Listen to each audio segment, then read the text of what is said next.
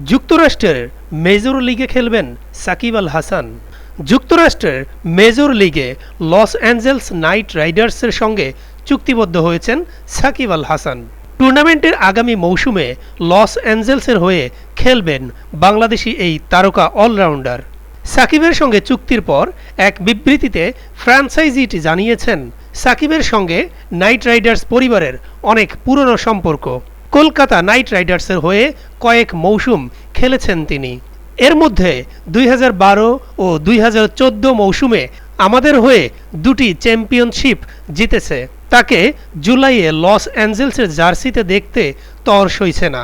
Los Angeles night রাইডার্সে Shakib সতীর্থ হিসেবে পরিচিত মুখদেরই পাচ্ছেন। সাকিবের এক সময়ের কলকাতা নাইট রাইডার্সের সতীর্থ সুনীল নারায়ণ ও আন্দ্রে রাসেলকে আগামী মৌসুমের জন্য ধরে রেখেছে লস অ্যাঞ্জেলস।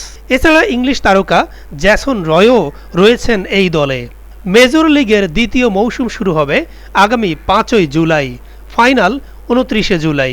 প্রিয় দর্শক, খেলার সংবাদ এবং দেশ বিদেশের আরও মজার মজার সংবাদ পাওয়ার জন্য আমাদের ফেসবুক পেজটি এখনই ফলো করে রাখুন এবং আমাদের ইউটিউব চ্যানেলটি সাবস্ক্রাইব করে রাখুন।